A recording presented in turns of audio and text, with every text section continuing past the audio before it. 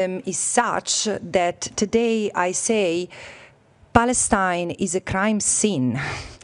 And actually, if it were a crime scene, it would have the fingerprints of all of us through what we purchase, which company we choose to insure as an insurer for our car or our home, and the banks where we put our money, the investments we make, and so on and so forth. And even universities where we go, where we teach, of which we are alumni, including those who silence debate around Palestine, claiming that there is not enough balance when denouncing genocide. And by the way, both me and Agnes Calamar, for what concerned the appalling decision of the University of Bern not to host a debate, I mean, we were open to the university to invite any pro-genocide scholar they could find. It's their decision just to silence the debate. However, if the genocide has not stopped, it's not just because there has always been an economy of the occupation. It's because the economy of the occupation has turned into an economy of genocide. And so there have been people and organizations that have profited from the violence, the killing, the maiming, the destruction in Gaza and in other parts of the occupied Palestinian territory, because it's not that the Palestinians in the West Bank and East Jerusalem are having the happiest time of their life as we speak. In the past 20 months, while the Israeli army, and accompanied by settlers, was devastating Palestinian lives and landscapes, the Tel Aviv Stock Exchange soared by 213%, amassing over 220 billion in market gains, including 76.8 billion US dollars in the past month alone. So clearly, for some, genocide is profitable. So what has happened is that the infrastructure that was profiting from the economy of the occupation has transformed and assisted Israel in this evolution. The report I just presented builds on a database of over 1,000 entities that I didn't have the time to investigate with the depth and to analyze from a legal point of view with the rigor that I have for 48 companies, along with their parents, subsidiaries, franchisees, licensees, and consortium partners across the sectors. However, if you read this report as a list, as another database, which my report doesn't intend it to be, I would have failed. I would fail. My report exposes a system, something that is so structural and so widespread and so systemic that there is no possibility to fix it and redress it. It is to be dismantled. And you know, had businesses and had the corporate sector observed due diligence, had it honored its commitment to do due diligence, even before October 7, 2023, he would have disengaged completely and totally from its entanglement with the Israeli economy. Because, first of all, it's a fiction that there is a line dividing, separating the good Israel within Israel and the bad Israel in the occupied territory. No, the economy is one. Israel's economy is one and one only, and encapsulates the colonies. The colonies do not exist because some fringy part of the Israeli society is pioneering into the wild, wild West Bank. No. It's because this is resolving the housing crisis in Israel. These people live and thrive within a system that is so connected, that is part of the Israeli state. And also, this is you can see that evidently when you look at the water grid, on the electricity grid. The occupied Palestinian territory does not exist as separate from Israel. So, I mean, member states can continue to reassure themselves that they might à la limite, prevent settlement goods from circulating in their markets. But this is not enough. Actually, it's just another, it will be another face-saving solution. Because, excuse me, when sanctions were imposed on apartheid South Africa, was it because of the crimes and the violence and the racism and the discrimination and the apartheid that South Africa was imposing on its non-white population, or for just what South Africa was doing in the Bantustan? Do you understand the performance of stupidity that we have all been part of for decades? And now it's the time to stop.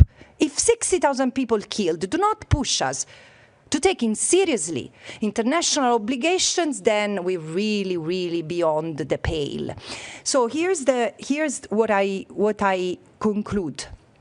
There is no possibility to stepping out of this situation other than for member states to do what the International Court of Justice demands through its ruling and through its provisional measures. Imposing an arms embargo immediately is not about asking for a ceasefire. This is not a war. This is a genocidal campaign. And it's clear, and now it's either carried out under the pretense of humanitarian food distribution. This is a death trap. And we should learn really to be honest, including yourself. I mean, I've been really, really generous to the media, because the first corporate entity to be investigated in this mandate was yours. And it will come. But again, now it's time for an arms embargo, and it's time for businesses to cut ties with Israel. The very fact of engaging in something that concerns and translates into economic gain and profits, it's problematic, lest the companies and their executives are ready to face responsibility and even criminal liability. Thank you. Thank you, Special Rapporteur. She will now take questions. We'll start in the room. Yes, please go ahead. Thank you. The 48 companies that you name in your report, is there anything that you think the customers of those companies ought to be doing? Thank you. Sorry, I should have said before. We're going to take about 4 questions at a time, and the Special Rapporteur will get to each one sequentially. Jeremy, please. Orlando wants to.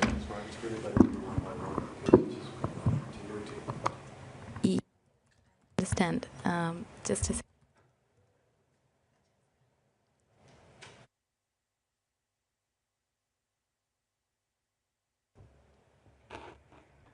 But this is on, no?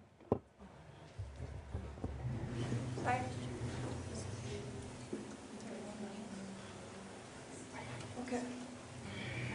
No problem.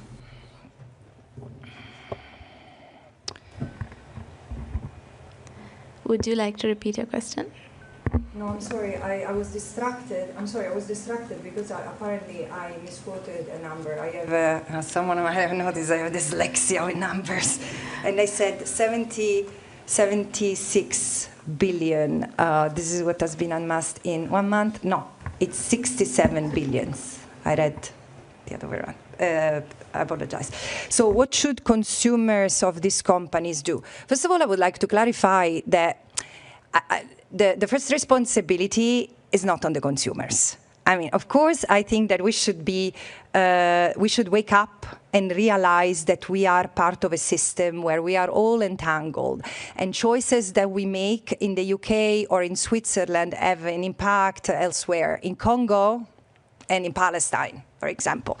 So it's good to be conscientious, but the first, and so it's important today to listen to those in the civil society, the scholars, the lawyers, investigative journalists who have exposed the entanglement of the companies we are clients of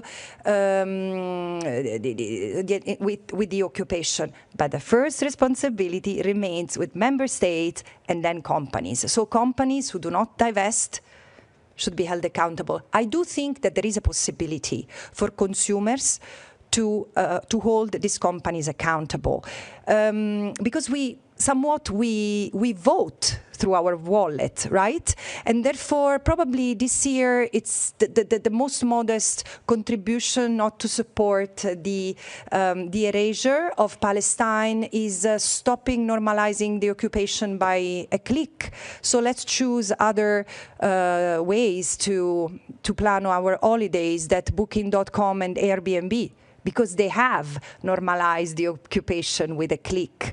They continue, even at this time, to advertise nice neighborhoods in settlements. Settlements are stolen land and profiteering from the gains made in this way might amount to money laundering in certain jurisdictions. So we have to choose better. But again, main responsibility, states and companies. Jeremy, I think. Please state your name and organization when you ask a question. Jérémy Lange pour Radio France et RFI. Madame Albanese, deux questions. Une sur l'économie, la transition d'une économie d'occupation vers l'économie de génocide. Est-ce que vous pouvez expliquer en quoi une économie de génocide, selon vos termes, est plus profitable économiquement qu'une économie d'occupation simple? Je mets des guillemets. Et la deuxième question, c'est sur les compagnies que vous citez. Lockheed Martin paraît un exemple assez évident pour beaucoup de personnes. En quoi les autres compagnies que vous citez sont tout aussi coupables? Je pense à des compagnies comme Hyundai, Volvo, Caterpillar. Est-ce que vous pouvez expliquer en quoi ces compagnies sont tout aussi coupables de participer à cette économie de génocide selon vos termes?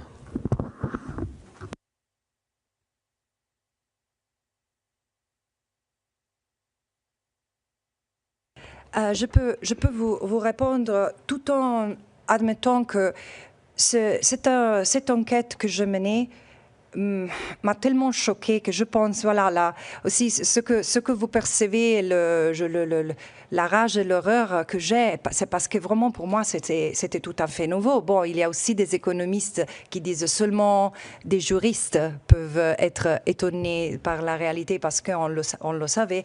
De toutes les façons, maintenant c'est important que tout le monde prenne conscience de cette réalité. Et là, je ne sais pas si numériquement c'est plus profitable, mais je peux vous dire, c'est-à-dire dans le long terme. Je ne dispose pas des instruments analytiques pour assurer ça. Mais si je vous dis que pendant ces mathématiques basiques, même les gens qui sont dyslexiques avec les chiffres peuvent le comprendre. S'il y a eu une augmentation de 220 milliards dans 20 mois et 70 milliards dans le dernier mois, qui coïncide avec la course au réarmement pour plusieurs pays, vous voyez où est la plupart des profits. Ce sont avec les compagnies de surveillance et les compagnies de production d'armes. Et c'est choquant, mais il y a une ligne, on peut tracer une ligne droite et directe entre ce qu'Israël a fait dans les derniers 20 mois à Gaza, en réadaptant les armements qui ont été fournis surtout par l'Occident, comment ils ont été customized pour créer le dégât qu'ils ont créé à Gaza. Et maintenant, ils sont en train de les vendre. Les drones qui tuent et le unmanned technology qui tue en déresponsabilisant le tueur. C'est quelque chose qui nous jette tellement de loin, tellement de l'avant, qu'on n'a même pas la capacité d'absorber le dessin criminel qui est derrière tout ça. On doit arrêter tout ça. Et voilà, les profits que ces compagnies sont en train de faire sont la mesure de leur implication dans ce génocide. C'est une économie qui soutient ce qu'Israël, au lieu de le sanctionner, on est en train de le soutenir. Et là, je vous ai donné l'exemple du secteur militaire et de surveillance, mais c'est clair qu'il y a le milieu financier qui a provoqué une injection de capital dans le système. Et tandis que je dis, mais même les Israéliens ont payé avec leur économie et la réduction de salaire pour quelqu'un et pour certains, et la réduction d'emplois, la fermeture d'emplois pour plusieurs. Mais combien la population ça peut rire n'est pas réfléchi dans le stock exchange. C'est pour ça que je dis, ce n'est même pas quelque chose qui concerne l'État comme ensemble des citoyens. C'est les intérêts du secteur privé précèdent les intérêts de la population. Et on m'avait posé une autre question. Moi je pense que c'est important de comprendre comment cette économie que je disais est déjà en place. L'économie du déplacement et du remplacement a servi en tant que base pour se transformer dans une économie de génocide. Parce que vous voyez, les armements, les services disons l'équipement civil, les bulldozers et aussi les compagnies qui ont aidé à construire les checkpoints, les murs, les fences. Tout ça, tout ce qui est dans un autre rapport, j'ai appelé l'esthétique de la carcéralité, tout ça a été fait avec des compagnies qui ont profité. Ils ont profité dans le sens technique du terme. Ils ont travaillé des profits, ils ont fait des profits. Et ça a été plus facilement retourné envers Gaza. Les machines qui ont été utilisées pour détruire et pour construire au West Bank ont été utilisées pour détruire Gaza. Et c'est ça que je disais, il faut que les gens sachent quand ils achètent une voiture qui est très safe pour leur famille, pour les enfants de Gaza, ce logo est le logo des machines qui ont pulvérisé leur terre, parce que Gaza n'a pas été détruite seulement avec des bombes, mais avec des bulldozers. Et les machines, bon, comment se dit, weapons sont les mêmes, les armes, bon, voilà, merci, ont été vraiment retournées et modifiées, intensifiées dans leur utilisation à Gaza. Mais je veux aussi dire, c'est dramatique et ça m'a fait du mal de voir l'écrire parce que je pense à la souffrance que les Palestiniens et les Palestiniennes puissent sentir en lisant ça. Mais c'est vrai, moi je ne suis même pas la première qui l'a dit, sinon dans le contexte des Nations Unies, mais il y a un journaliste, Anthony Lowenstein, qui a documenté tout ça, et franchement, ça a ouvert les yeux à plusieurs de nous, en disant la Palestine a toujours été un laboratoire. Mais en fait, plus que ça, un terrain dans lequel tester des technologies, et pas seulement militaires, et pas seulement de surveillance, que c'est quelque chose qui se tourne envers nous, mais aussi des technologies comme le water dripping, irrigation. Elle l'a fait avec l'eau volée aux Palestiniens. Ça, c'est pas de la recherche nôtre. C'est quelque chose qui ressort d'un vol institutionnalisé. Voilà. Merci. Catherine Fiancambo-Conga, France 24. Pour faire suite à la question d'un de mes collègues sur la responsabilité des consommateurs, j'aimerais entendre vos réflexions sur la responsabilité de la presse et de ceux qui entretiennent certaines versions de ce qui se passe dans les territoires occupés. Merci. Non, je vais être vraiment bref sur ça parce que ce n'est pas le sujet de mon investigation. Avec beaucoup de respect, je dis que c'est un sujet vraiment que j'ai souffert à ne pas aborder, mais ça demande une investigation en tant que telle. Parce que vous voyez, ça, ce n'est pas le premier génocide où les médias font un travail, comment dire, un travail pourri, voilà, un mot gentil, et des médias plutôt que d'autres. Mais voilà, c'est quelque chose qu'il faut investiguer parce qu'il y a des responsabilités.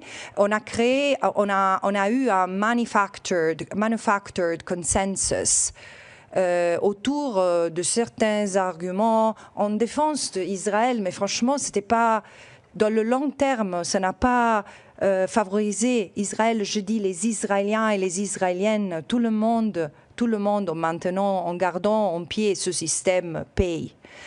Mais là, j'espère qu'il y aura des autres mécanismes qui entameront l'investigation sur les responsabilités des uns et des autres. Mais bien sûr, si dans le cours de mon mandat j'ai l'opportunité, j'aimerais bien le faire moi-même, parce que je collectais dans mon expérience à moi voilà, c'est la façon, les médias certains médias ont la tendance à construire ce qu'en anglais s'appelle des overtone window, qui c'est vraiment un contexte très limité et très partiel d'analyse. On part toujours sans questionner la prise de position de l'État d'Israël, un État que je veux rappeler à tout le monde est accusé dans des procès internationaux comme État ou à travers ses fonctionnaires publics pour génocide, crime contre l'humanité, crime de guerre. Et alors on peut aussi prendre une certaine distance par les propos de ses représentants. Voilà, surtout parce que les médias font disons, la transmission et le filtrage de ce qui ressort du gouvernement israélien, mais ils soutiennent des choses qui sont des propos génocidaires. Mais on ne les voit pas, on ne les entend pas si on regarde et lit beaucoup de médias occidentaux. Mais ça va finir. Pour moi, ce n'est pas une question de si, c'est une question de quand. Quand. Pardon. I have a question in the back, and I think we have to move to some questions online soon after. Yes, thank you very much. My name is Satoko Adachi. I work for Japanese daily newspaper Yomiuri Shimbun. Could you give us a sense of how many % of the Israeli working population is engaged in either the economy of occupation or the economy of genocide? Thank you. I don't know, I've not investigated that. But approximately the entire population or? The Israeli Work Federation. Sorry, probably I didn't understand. You didn't understand? Okay. I repeat my question. I just want to get a sense of how many % of the Israeli working populations are engaged in either economy of the genocide or the economy of occupation.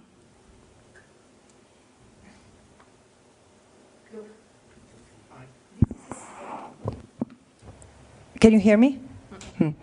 So, looking at the surveys, I can tell you there is still a lot of support, ideological, political support for the choices the Israeli government is taking when it comes to Gaza, the West Bank, and East Jerusalem. While there are brave Israelis and international activists, the only ones who stand with their own body in between the soldiers, the armed settlers, and the Palestinian villagers attacked, the majority is either inactive, indifferent, and there is a significant part of the population which supports the most settler, the colonization-driven government, more explicitly colonization-driven government that has ever led the state of Israel. How many benefit from the economy in a state where there is not one sector other than the NGOs that stand against occupation, war crimes, apartheid? I cannot tell you. But again, today, we should, as I said, we should stop looking at Israel and the Occupied Palestinian Territory as if they were two different entities. And this is why I call for sanctions to be imposed on the states. And this is something that hopefully will lead to an awakening of the Israeli society itself. And I resent the limited engagement I have with this society. And I want to make the point that the few times I've been asked for an interview by Israeli TVs, then have been cancelled.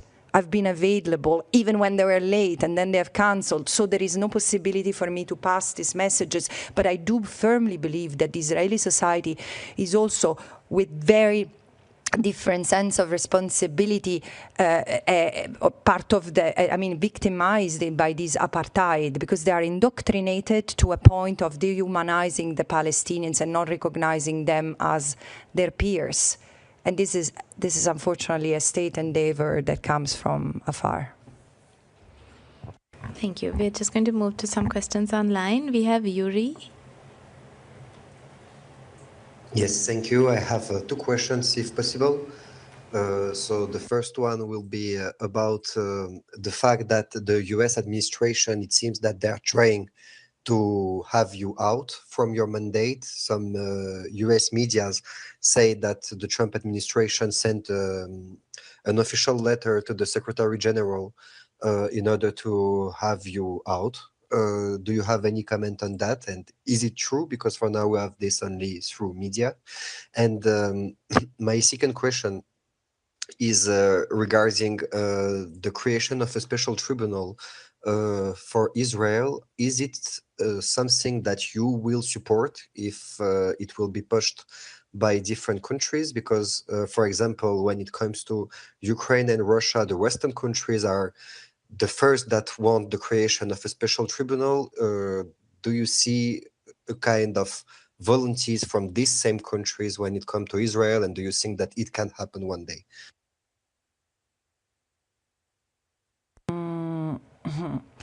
I serve with a lot of pain and sacrifice this mandate upon request of the Human Rights Council.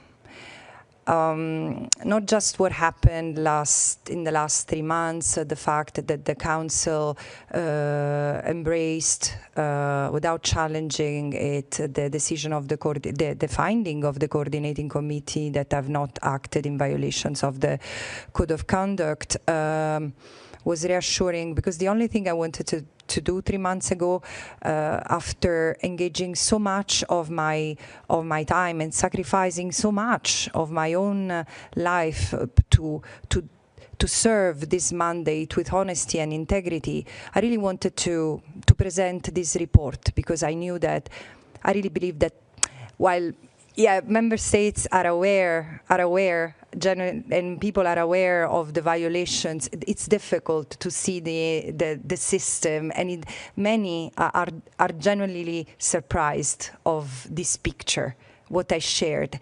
And what reassures me is that what I've seen today in that room at the Human Rights Council is something I've never seen.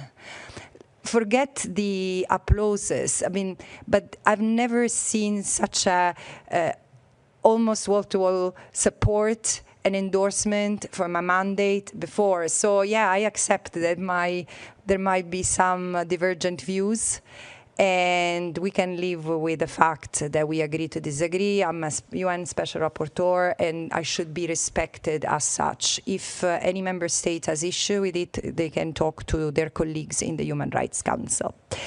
And the creation of a special tribunal. Look, I do believe that justice is absolutely necessary. I've often said that while we have international courts, we have the International Criminal Court, we have the International Court of Justice, we also have universal jurisdictions over the crime of genocide. And I do imagine the Palestine trials. People sometimes ask me, do you imagine the Nuremberg trials for Palestine? Yes, I imagine the Palestine trials, which will be the full realization of justice across the border, because crimes are across the border. Human rights violations clearly show that there are responsibilities across the border, and therefore I want to see lawyers and practitioners, barristers, invested in supporting civil society and work with judges and prosecutors to deliver some justice. I'm not given thoughts yet, consideration myself to the idea of a special tribunal, while I do think that the question of Palestine is so big, is so overwhelming, the injustice that the Palestinians have experienced, which doesn't take anything away from the injustices that the Jewish people have endured and suffers for centuries, which is also what triggered somewhat and entered into Palestine, but never one injustice as justified another injustice. So now it's the time to look at what for 77 years, actually for 100 years, the Palestinians have endured, and probably one ad hoc mechanism would make sense. However, I also know that accountability per se, retributive justice, and even political solutions that take into account and realize the rights and freedoms of all, because this is the only solution that I see, the only political solution that I see as necessary and viable. Then it will be up to the Palestinians and the Israelis to decide in what form of state, 33 years later, the beginning of the peace process, they want to live in, one state, two states, three states. It's up to them to decide. However, I also think that the word that particularly my part of the world struggles with, and it's very necessary both for the Palestinians and the Israeli, is healing.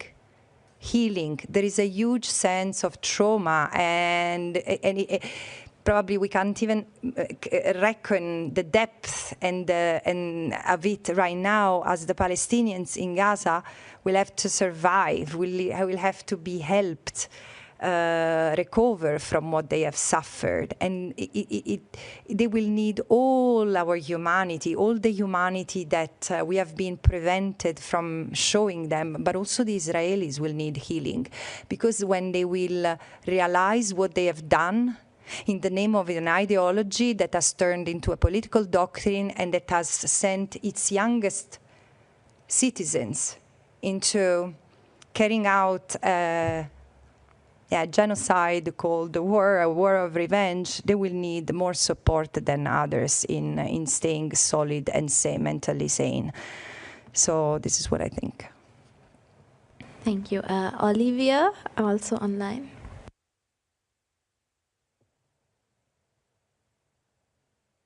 Thank you very much, Ms. Albanese. Olivia Leopolova from Reuters here. I was just interested in what kind of response you had from your report. I think your report mentioned that you contacted a number of companies that were named. Like, have you had any kind of good engagements with those companies? Have any of them been willing to kind of sit with you? Have they kind of suggested any potential shift in their business models? And then secondly, this is just related to something you said in the council. You described the Gaza Humanitarian Foundation as a death trap. I was just wondering what evidence in your role as Special Rapporteur you've heard in terms of some of the types of injuries that people have been sustaining while trying to receive food aid, but also if you can maybe help us with a clarification, because the GHF has consistently said that these deaths are not happening near its sites. Do you believe that is an accurate statement by the GHF?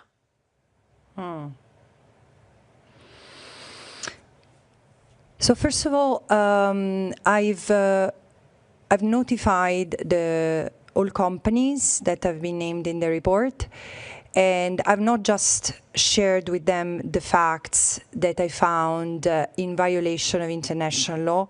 For each of them, I've developed, and this is something that goes beyond what has been done in other similar cases. For each of them, I have provided a detailed analysis, a case-by-case legal analysis of where I found their non-conformity with international law translating into violation of the right of self-determination, other human rights violations, and even war crimes or crimes against humanity, and to an extent in which cases they could be embroiled in the crime of genocide. So following this, 18 companies replied, the others didn't. And of these 18, I can say that only a small number engaged with me in good faith, because a number of them reasserted what I had said, and saying that there was absolutely nothing wrong, that I was in the sense that I was hallucinating, I was not reading international law correctly, and that's okay, we will see. Clearly, they don't understand international law. Clearly, they think that that international law is there to make excuses. And frankly, they are in good companies, because we just come from 20 months in which international human rights law violations have been justified as compliance with international humanitarian law, like forced displacement renamed, rebranded, like evacuation orders to population moved into the safe zones, or safe zone, death zones, which have become safe zones, collateral damage, humanitarian, human shields, and even the Gaza Humanitarian Foundation is yet another chapter of the humanitarian camouflage. And I also think they are in good company when it comes to member states, because it's incredible how member states, for example, European states, use the European Union to justify their non-compliance with their international law obligations. Look, it's very, very simple. The International Court of Justice, because everyone says, no, we cannot call genocide because there is no court determination. First of all, since January 2024, the court recognized the risk of irreparable harm to the Palestinians in Gaza under the Genocide Convention, which means they recognize the plausibility of genocide, which means that this is the moment the obligation to prevent kicked in. So if one has to be serious about reading international law literally. But, they say, no, but the European Union doesn't allow, I mean, we are waiting for other UN member states to take measures to suspend the agreement. No, you need to suspend your transactions with Israel because you have signed international treaties, and because some of the violations that are under our eyes amount to crimes. So there might be a complicity. And therefore, it's so sad as a European to see that the European Union, such a noble institution, has become the index behind which to hide in order to justify the non-compliance with international law.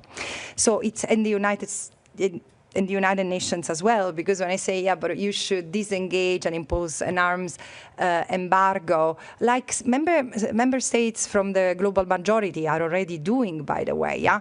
The Hague Group is a very small but noble attempt to start from addressing the root causes instead of a symptom for a change.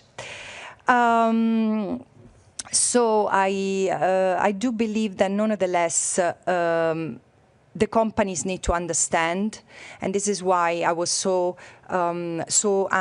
anxious to have this report presented. And so this is the only good thing that I've really the silver lining of this past months, despite all pressure, seeing that this report would allow people to understand, to have no further excuses, being directly linked to this occupation, this unlawful occupation, because the International Court of Justice has said the occupation is unlawful. So we have a decision of the International Court of Justice saying this is unlawful. Member states have to disengage, not to recognize as illegal, not to aid and assist, ensure that a cessation, and even ensure that there are reparations from Israel to the Palestinians in the occupied Palestinian territory. So in the face of all these violations, how can ever be argued morally and legally that a private actor is allowed to do what a member state is not allowed to do? So again, I think that this is a pivotal moment. There have been other defining moments, as I was saying, in the Council, in human history, to bring businesses which normally escape accountability to account. And this is this moment. Palestine is really forcing us to that test. The Gaza Humanitarian Foundation is absolutely a death trap. I wouldn't know how to call the 600 people who have been killed while trying to reach aid. Also, so first of all, this is the most, the term humanitarian absolutely it cannot be utilized in a serious fashion toward that thing, because humanitarian aid must follow certain principles: the principle of humanity, the principle of dignity, the principle of protection, of human life, so creating no harm. This creates harm. It's not a dignified way to distribute food and aid. It's not providing all the aid that is adequate. So what are we talking about? So without even looking at it as a killing machine, it's not providing aid. And again, I restate, it's ludicrous. It's ludicrous that the international community is not forcing, is not breaking the blockade, because this is the only sensible thing that should be done right now. Send all the countries which have a port in the Mediterranean Sea, should send a navy with medical personnel under their responsibility, under their flag, medical personnel, food, and any other necessary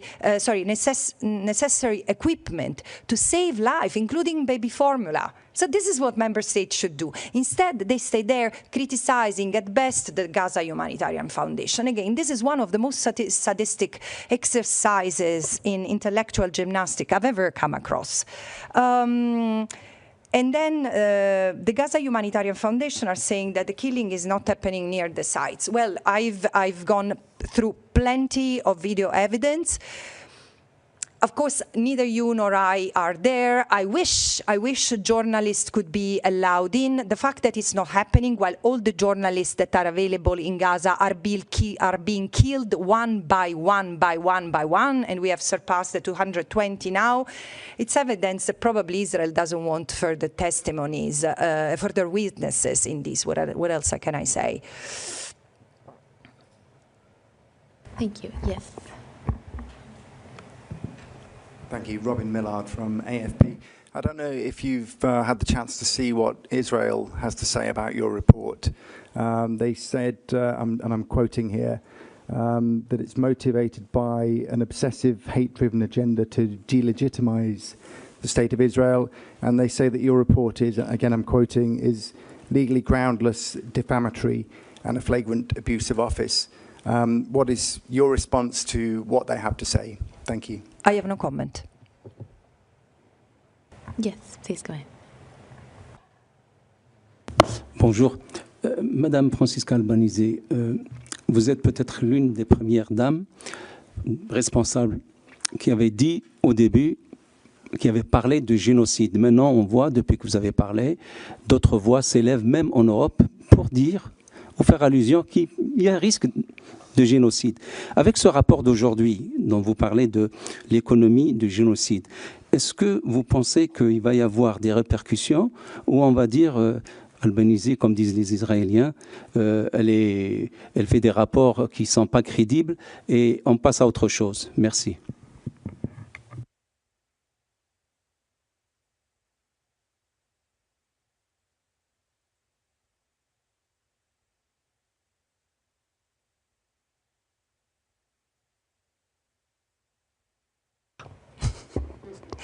Je n'ai pas la boule de cristal pour voir dans le futur. J'aimerais bien, et voir qu'il y a des conséquences. Bon, je l'espère, mais ce que je vois fermement, et ça je le vois, c'est qu'on est dans un point de transition, et c'est comme une jonction. On doit décider là où on va aller. Et moi, je sens qu'il y a un vent de changement. Ça vient tout d'abord par les gens. Les gens comme moi, je pense comme vous, des gens qui ne contrôlent pas les armements, les algorithmes et des grandes richesses amassées et ne veulent plus que de ça. Ne veulent plus voir des corps et d'âmes d'enfants, d'adultes, de femmes, d'hommes brisés. Ça va quoi, ça suffit. Et il veut aussi voir qu'il y a du sens dans le mot justice. Et là, disons, je pense que la fracture, que tolérer tout ça et laisser tout ça se passer le jour par jour sur notre éléphant, quand même nous a endommagés. Et alors je vois qu'est-ce qu'il peut arriver si on continue dans ce chemin. Ce qui s'est passé au Liban, ce qui s'est passé en Iran, c'est tout à fait illégal. C'est tout à fait illégal et c'est hors discussion. Attaquer un pays, agresser un pays pour n'importe quel souci qu'on a, tout en tuant la voie diplomatique, est une agression, et aussi une agression contre la Carte des Nations Unies. Et ça se passe systématiquement désormais. Je dis, les autres 191 États membres qui n'ont rien à gagner par, disons, ce partenariat qui franchement a fait de la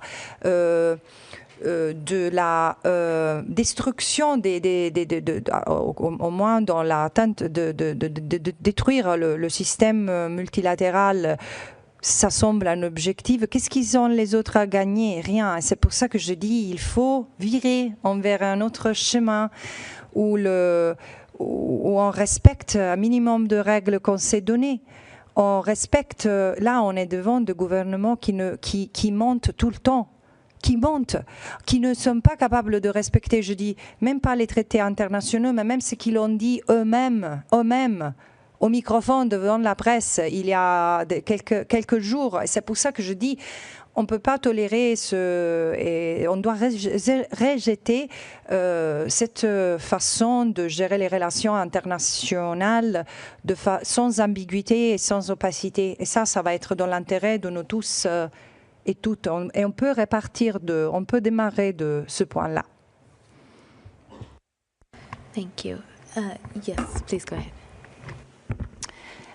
Amina Kalash pour le média. Vous avez justement incité les ONG, les syndicats et aussi les citoyens à travers votre rapport pour intensifier justement les campagnes de boycott et de désinvestissement. Quels sont les effets concrets que vous espérez? Et vous avez aussi nommé plusieurs entreprises européennes et internationales. Est-ce que vous avez eu un retour depuis sur votre rapport?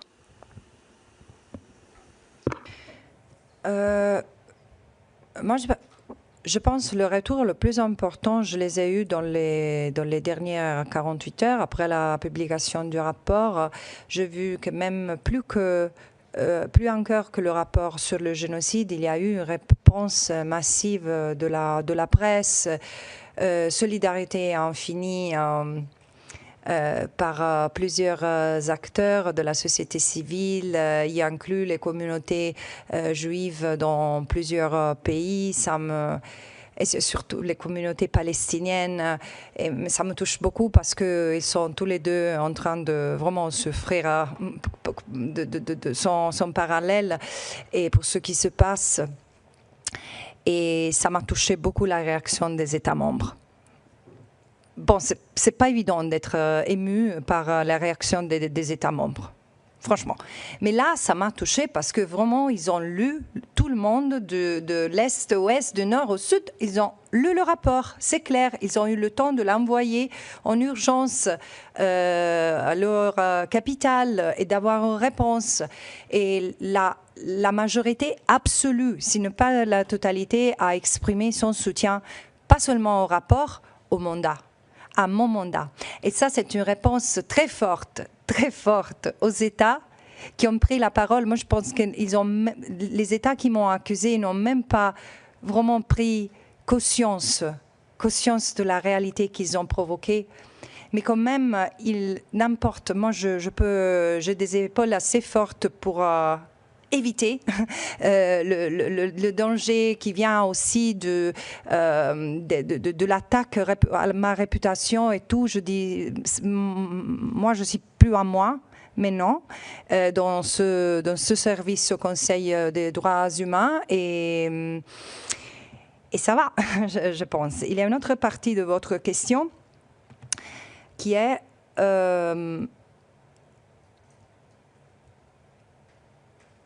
ce que la société civile, les travailleurs et tout peuvent faire.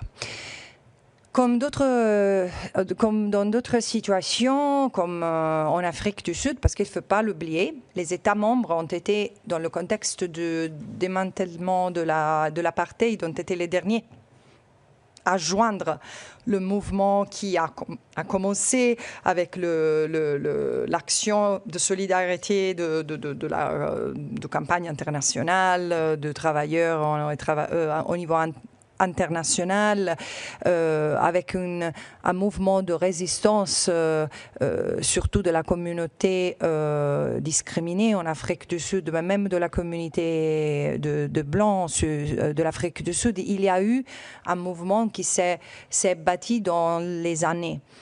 Les États membres ont été les derniers à comprendre qu'il fallait imposer des sanctions. Finalement, on l'a fait. Mais ça m'a vraiment frappé qu'il fut l'ancienne ministre des Affaires étrangères de l'Afrique du Sud, Madame Naledi Pandor, qui dit un jour, ça suffirait que pendant un mois, tout le monde commençait une grève, un strike. C'est difficile aujourd'hui. Parce que aussi le monde des travailleurs est beaucoup plus affaibli, tout le monde est fragilisé par le même système qui est mis en cause aujourd'hui. C'est pour ça qu'il faut avoir des règles qui protègent l'individu, les travailleurs, qui protègent l'environnement. Ça, c'est un moment de changement. Et tous les mouvements qui sont en train aujourd'hui de lever leur tête et de leur voix à soutien de l'existence, parce que de ça on parle, de l'existence du peuple palestinien, vient des mêmes milieux qui sont en train de protéger les droits humains et les droits de l'environnement, les droits vraiment à la justice dans d'autres contextes. C'est pour ça que j'ai évoqué le rôle important que chacun de nous peut jouer au sein de nos sociétés, parce que je pense que c'est le moment on se rend compte qu'on est une seule famille humaine, au-delà des différences de religion, de race, si on veut encore utiliser ce mot horrible, d'ethnie et tout. On est là et on doit peut-être retourner à s'aimer un peu plus et à se souvenir que le changement du système ne commence pas sans changement à l'intérieur de nous.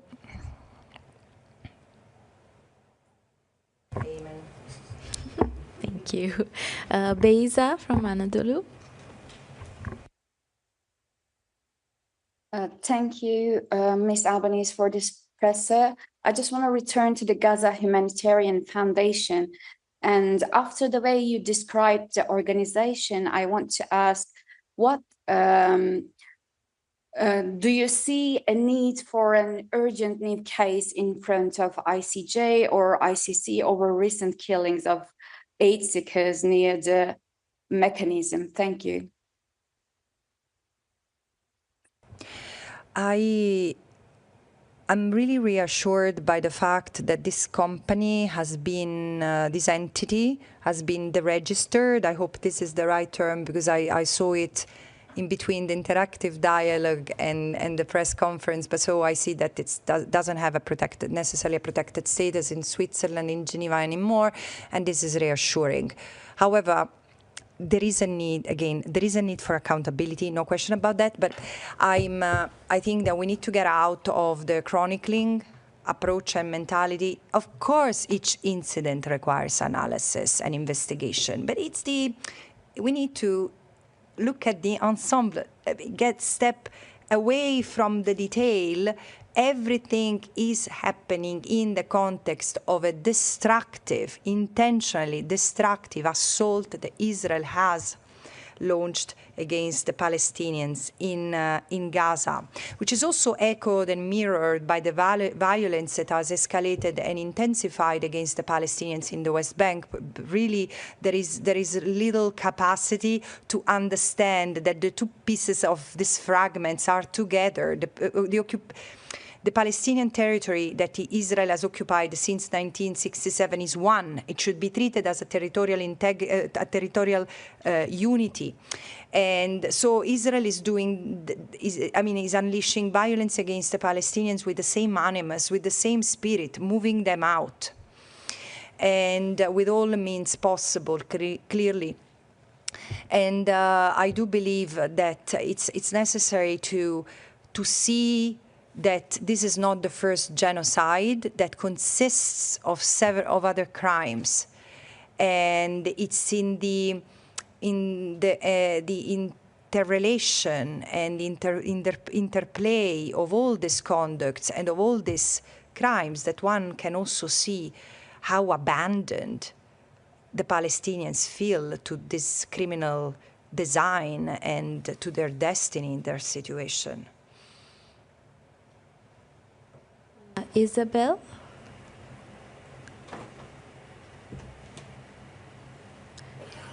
Yes, good afternoon. Thank you very much for this press conference. You said that only a small number of companies accepted to engage with you after receiving your report. But I would like to know if any company or a few companies told you that they will reassess or analyze their businesses in Israel, or businesses that affects the occupied Palestinian territories. And also, a second part of my questions, I am sorry if I focus on one company, but you mentioned a trying building a Spanish company, and I would like to ask you, because you mentioned in the report that they participate with other company in to expand the public transport in Jerusalem. But I would like to be precise if these expansions are attached to East Jerusalem. What is the problem in this case? And if this company has replied something to you. Thank you.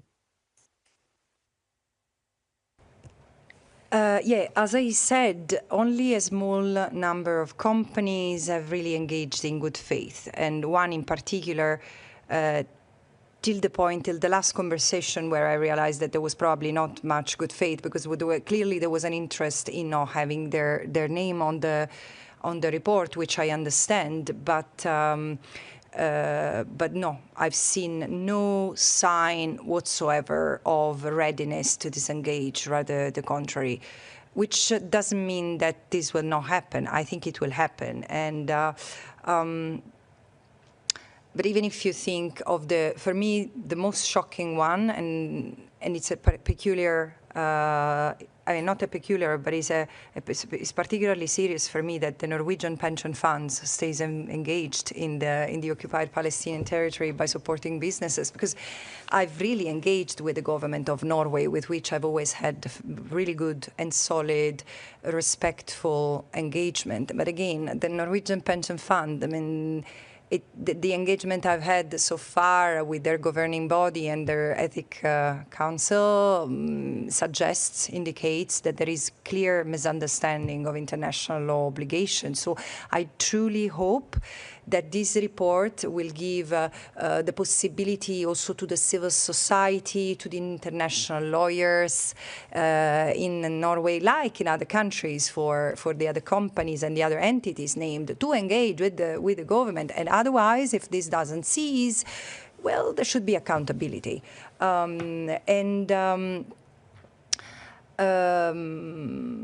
So, for example, again, staying in Norway, I've seen parliamentarians, for example, starting to confront the government more robustly. I've also seen in recent hours the divestment from 2 companies, which I welcome, and this needs to continue.